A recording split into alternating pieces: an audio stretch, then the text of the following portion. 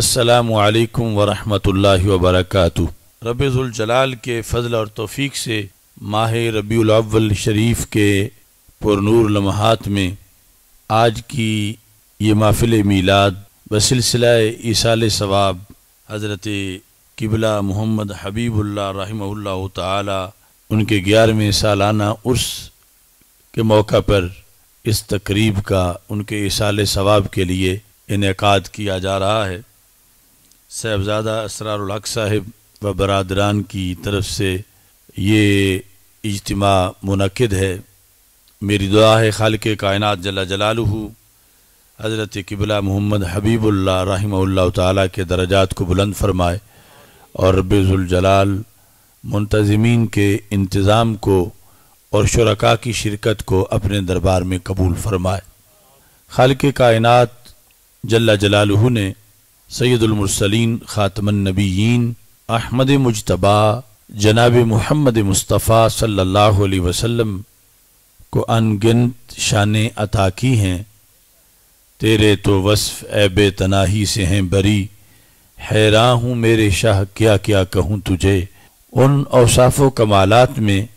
جو ممتاز اوصاف ہیں ان میں سے ایک آپ صلی اللہ علیہ وسلم کا سارے جہانوں کے لیے رحمت ہونا، یہ وہ وصف ہے جو عام انسان تو کیا انبیاء علیہ السلام میں سے بھی صرف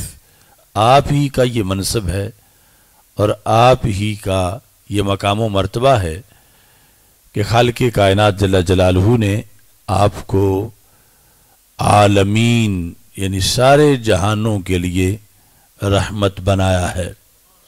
نبی اکرم نور مجسم شفیع معظم صلی اللہ علیہ وسلم عالمین کے ہر فرد کے لیے رحمت ہیں۔ عالم کہتے ہیں العالم ما سوی اللہ، اللہ کے سوا جو کچھ بھی ہے وہ ایک عالم میں شامل ہے۔ ایک طرف ہے جہانوں کا خالق، جہانوں کے خالق کی ذات کے سوا جو کچھ بھی ہے وہ یعنی جتنی بھی مخلوقات ہیں وہ سب ایک عالم کے افراد ہیں، اور پھر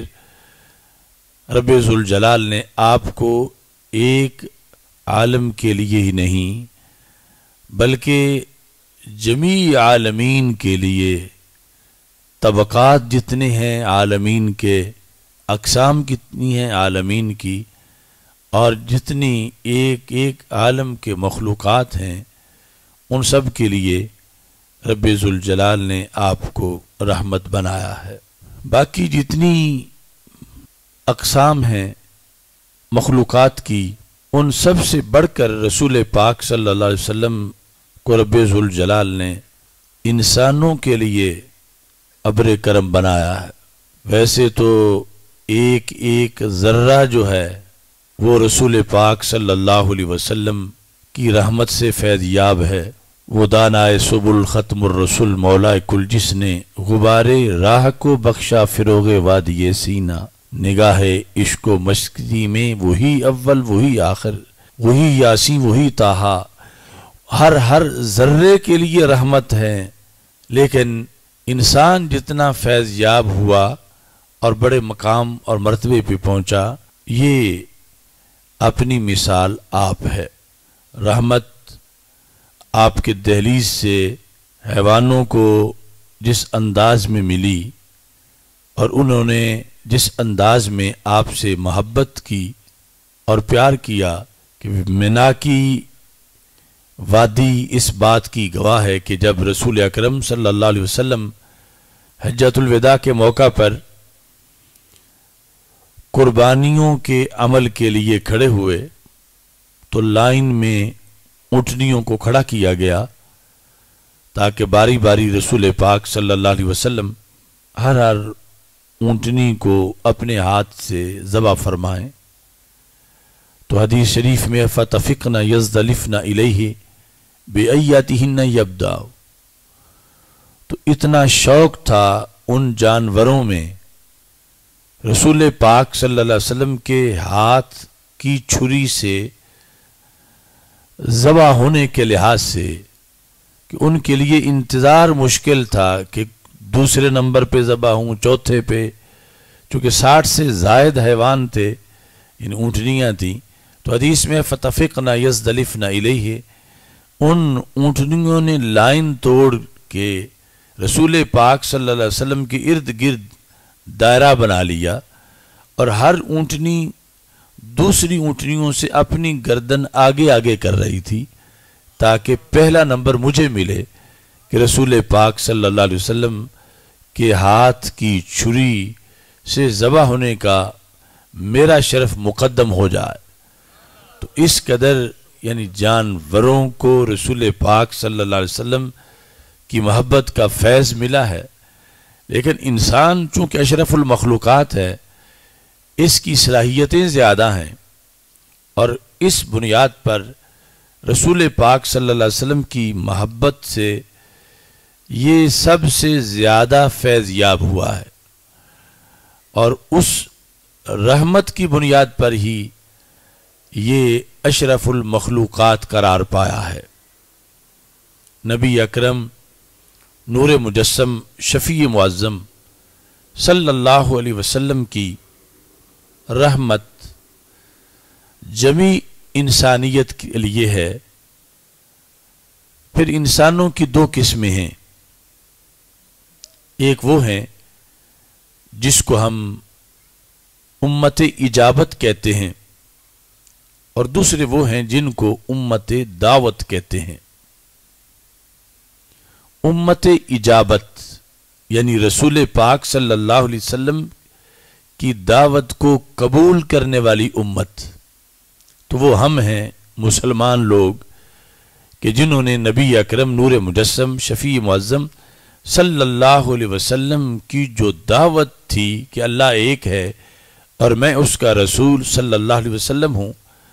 اس دعوت کو ہم نے قبول کیا ہے۔ اگرچہ ہمیں وہ زمانہ نہیں ملا، لیکن دعوت وہی ہے جو صدیوں بعد ہم تک پہنچی ہے، اور اس نے ہمیں نور ایمان سے منور کیا ہے۔ قرآن مجید برہان رشید میں ہے، رسول پاک صلی اللہ علیہ وسلم نے ارشاد فرمایا، جو بشکل آیت موجود ہے، لِأُنذِرَكُمْ بِهِ وَمَنْ بَلَغَ، کہ میں اے صحابہ تمہیں بھی ڈراؤں اور میں ہی ان لوگوں کو بھی ڈراؤں جن تک قیامت تک قرآن پہنچے گا۔ تو ہم جو اس نور سے منور ہوئے ہیں، تو اس میں بھی بنیادی کردار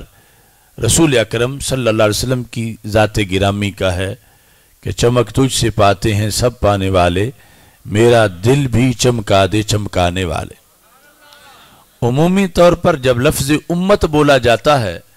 تو اس سے مراد امت کی یہی قسم ہوتی ہے جس کو امت اجابت کہتے ہیں، یعنی امت مسلمہ۔ مگر رسول پاک صلی اللہ علیہ وسلم امت دعوت کے لیے بھی رحمت ہیں۔ امت دعوت کون ہے؟ مسلمانوں کے سوا جتنے انسان ہیں، رسول پاک صلی اللہ علیہ وسلم کے اعلان نبوت سے لے کر قیامت تک، خواہ وہ ہندو ہوں، وہ سکھ ہوں، وہ مجوسی ہوں، وہ پارسی ہوں، وہ کرسچن ہوں، یہود ہوں، ان سب کے لیے رحمت کیا ہے رسول پاک صلی اللہ علیہ وسلم کی، کہ ان سب کے لیے ہمارے نبی علیہ السلام نے اپنی طرف سے انہیں دعوت پیش کر رکھی ہے کہ تم بھی میرا کلمہ پڑھو اور رحمت کی آغوش میں آباد ہو جاؤ۔ تو امت دعوت پوری انسانیت ہے، جبکہ امت اجابت ہم ہیں صرف جن کو امت مسلمہ کہا جاتا ہے۔ تو امت دعوت کے لیے بھی رسول اکرم صلی اللہ علیہ وسلم رحمت ہیں کئی وجوہ سے۔ ایک تو یہ ہے کہ اگر سرکار نہ ہوتے تو یہ انسان کہاں ہوتے، آپ ہی کی وجہ سے پوری کائنات کی تخلیق ہوئی ہے، تو یہود و نصارہ اور تمام غیر مسلم جو ہیں ان کو بھی اگر وجود ملا ہے تو رسول اکرم صلی اللہ علیہ وسلم کے صدقے میں ملا ہے۔ اس لحاظ سے بھی آپ ان کے لیے رحمت ہیں۔ پھر یہ ہے کہ رسول پاک صلی اللہ علیہ وسلم اگر صرف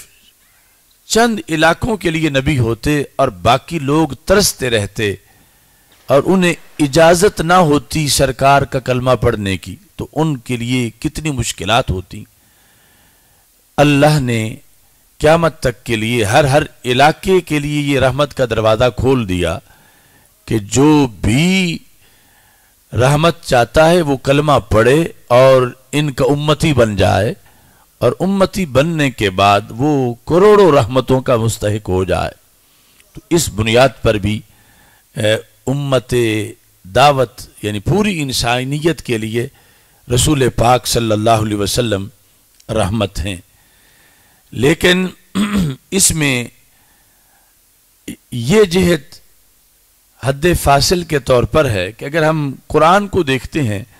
تو قرآن مجید کے دو تعارف ہیں خود قرآن مجید میں۔ ایک جگہ تو کہا جاتا ہے الف لام میم ذالک الکتاب لا ریب فیہ ھدی للمتقین، کہ یہ ہدایت ہے متقی لوگوں کے لیے۔ لیکن دوسری جگہ اللہ فرماتا ھدی للناس وبینات من الہدی والفرقان، کہ یہ صرف